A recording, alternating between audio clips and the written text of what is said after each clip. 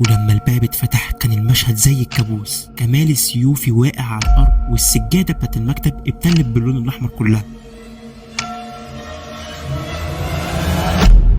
ازيكم عاملين ايه يا وحوش؟ النهارده معايا قصه من قصص الجرائم هتعجبك ان شاء الله. جهز مشروبك المفضل وخيالك عشان تستمتع بالقصه، ولو بتحب النوع ده من المحتوى متنساش تشترك في القناه وتفعيل زر الجرس عشان يوصلك كل جديد. لو ما تعرفنيش انا اسمي داركو ويلا بينا. في المنصوريه كان في قصر ضخم موجود بس منعزل شويه، البوابه بتاعته الحديديه عاليه جدا واسوار مرتفعه، والاشجار حوالين القصر اللي محاوطه جنب السور، والمطر اللي موقفش طول الليل. صوت الرعد كل شويه يهز السما، والاضاءه اللي كانت بتيجي من البرق كانت بتبين تفاصيل المكان من جوه، شبابيك طويله وستاير مقفوله وديكورات قديمه واثريه جدا. جوه القصر كان في صالون كبير قوي وواسع ومفروش بسجاده تقيله قوي، لا قصدي تقيله وحجمها كبير يعني، وكان في نجفه وبتلمع ضوء خفيف قوي كده في السقف، والجو كله على بعضه كده ما كانش احسن حاجه. العيله بتاعت القصر قاعده حوالين الترابيزه اللي في الصالون وجاهزين لعشاء فخم جدا، الاطباق الفاضيه مرصوصه والاكل محطوط قدامهم. الخدامه بتحط لكل واحد اكله في طبقه، لكن محدش حرفيا بيحط في بقه لقمه. اصوات الشوك والمعالق مش موجوده اصلا، والعيون كلها بتتهرب من بعض. كمال السيوفي وهو كبير العيله كان قاعد في صدر الترابيزه، راجل ستيني كده وصوته دايما تخين وهو اصلا راجل ضخم، وحضوره ما بين العيله كان خانق جدا. نظراته كانت بتمشي من واحد للتاني كانه بيفتش في قلوبهم حرفيا. حسام ابنه الاكبر قاعد جنبه وكان باين على وش الغضب. ليلى بنته هاديه في الشكل جدا بس الخوف والتوتر باين عليها. زوجته هدى قاعده بتشرب كاسه ميه وايديها كانت بتترعش، تحس انها خايفه من حاجه، وكانت بتبلع الميه بصعوبه جدا. ابراهيم السكرتير واقف على جنب كانه مش من العيله اصلا، لكن هو كان جزء من كل حاجه بتحصل. وفاطمه الخدامه اللي كانت بتخدم على الاطباق لكن عينيها على كمال كانها خايفه من حاجه. كمال قال فجاه بصوت حاد البيت ده مش هيمشي من غير كلمه، واللي مش عاجبه الباب يفوت جنب. الصوت كان تقيل حرفيا على الكل ولا واحد حتى رد عليه، واغلبيه العيله ظهر عليها الغضب بسرعه. الساعه قربت على نص الليل والجو جوه بقى اهدى شويه، الكل ابتدى يسيب الترابيزه ويخش الجناح بتاعه. البيت الكبير رجع للصمت تاني بممراته الطويله جدا والضلمه العتمه، وصوت المطر بيخبط على الازاز جامد. وفجاه صرخه قطعت الهدوء ده كله، صرخه دمويه جايه من جناح المكتب. الجناح ده كان في الدور الارضي، الكل حرفيا جري ناحيه السور، خطوات بتخبط على السلالم واصوات بتنده بعضها. ولما الباب اتفتح كان المشهد زي الكابوس. كمال السيوفي واقع على الارض وصدره مليان دم، والسجاده بتاعت المكتب ابتلت باللون الاحمر كلها، وعلى المكتب ورق كتير قوي من بعضه، وفي ايده ورقه مقطوعه نصين. عينه كانت مفتوحه لكن ما فيهاش حياه. هدى على طول وقعت على ركبتها وقالت يا ساتر يا رب، وقعدت تنزل في عياط. وليلى بنته صوتها اتكسر وكانت عماله تعيط. حسام كان واقف مصدوم حرفيا وايديه كانت مقبوضه على بعضها، وابراهيم كان واقف ساكت وكانت دموعه باينه على عينيه. وفاطمه كانت بتترعش وكان صوتها رايح حرفيا، وهي فاطمه اللي صرخت وشافت المنظر ده ما كانتش قادره تتكلم ولا الصوت راضي يطلع من بقها اصلا. الدنيا حرفيا اتقلبت، وابراهيم جري بسرعه واتصل بالشرطه، وصوت المطر بقى اعلى من الاول.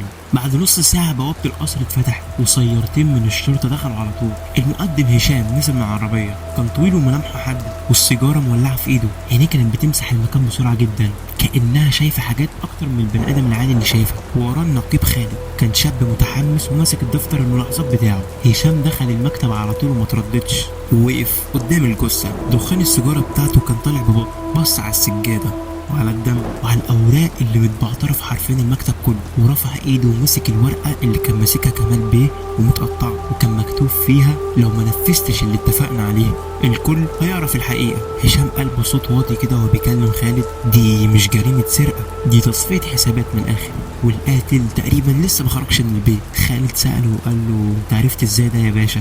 هشام نفخ السيجاره بتاعته وقال له الباب مقفول من جوه، مفيش كسر ومفيش اقتحام، القاتل بنسبه كبيره هو هنا، بس انا لاحظت حاجه ان كانت في خطوات من بره، حد داخل من الباب الخلفي واحنا داخلين بالعربيه. وخالد قال له احنا كده كده حوطنا المكان بالعساكر. هشام شاور كده لخالد وقال له اتهم واحد واحد علشان هنحقق معاهم.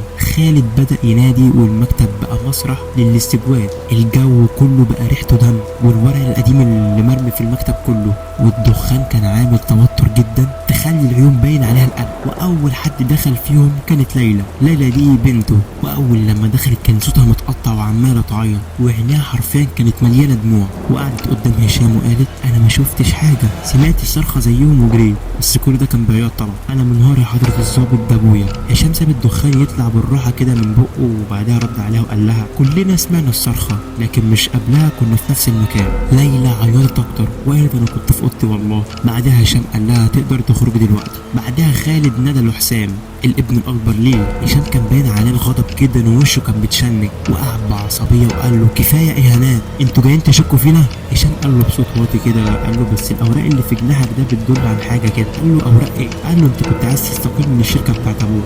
حسام هنا اتعصب اكتر وقال له انا ما قتلتهوش. هشام بص له كده بنظره وقال له هدي نفسك يا حسام، احنا جايين نساعدكم. قال له تقدر تخرج دلوقتي، ولما الامور تهدى كده نتكلم تاني عادي. بعديها اللي دخلت على طول كانت هدى، كانت داخله ودموعها حرفيا نازله وبتعيط ومش قادره، وكانت عماله تقول ما اعرفش، اقسم بالله ما اعرفش ايه اللي حصل، ما كانتش قادره تكمل اصلا. وهدى اول لما دخلت هشام وراها صوره قديمه كده لكمال بيه، وحد تقريبا كان غامض او لابس بدله كده، فسألها عليه وقال لها تعرفي دوت يا هدى؟ هدى على طول اتلخبطت وقالت له انا ما اعرفش حاجه، كل اللي انا اعرفه ان ده كان شريك قديم لكمال بيه. هشام بص لها بحديه وبكل جديه حرفيا، وهو مبرق لها وباصص في عينها. متاكده يا هدى اي خيط بسيط يقدر يساعدنا نوصل للجاني؟ هدى دموعها نزلت اكتر وقالت اقسم بالله ما اعرفش حاجه، وخرجت على طول وهي بتعيط. وعلى طول خالد بعدها ندى لابراهيم، ابراهيم السكرتير. ابراهيم قعد على طول وكان بني ادم هادي جدا كده. هشام وراله الخطاب اللي كان مكتوب في الكلام، وراله برضه الصوره القديمه اللي كانت مع كمال والراجل الغامض ده. وهشام قال له تقدر تعرف مين اللي كان بيهدد كمال بيه او اعداء ليه معينين؟ واكد له عليه وقال له انت اقرب حد ليه. ابراهيم رد مقنع جدا، وكان رده سريع وهادي جدا. اللي زي كمال اعدائه كتير اكتر من شعر راسه حرفيا، بس انا ما اعرفش حد معين اقدر اشك فيه. هشام بص له وقال له طب الصوره اللي انا وريتها لك دي ما تعرفش هو مين؟ قال له الراجل ده كان ليه جزء كبير من الاسهم في الشركه بتاعت كمال بيه. قال له بس الكلام ده زمان وصفوا حساباتهم بالحب. بعدها هشام قال له تقدر تخرج دلوقتي. اخر واحده دخلت وهي كانت فاطمه الخدام، دخلت وحرفيا ايدها كانت بتترعب. هشام سالها على الاثار اللي كانت في الجنينه، ما قالت انا ما شفتش حاجه، بس سمعت خطوات بتجري ورا من الباب الخلفي وما ركزتش قوي في الصوت، افتكرت صوت من الخدامين اللي جاي من المطبخ. وقال لها تقدري تخرجي دلوقتي. وبعد ما الكل خرج والمكتب رجع فاضي، بقى هشام وخالد بس اللي موجودين هناك.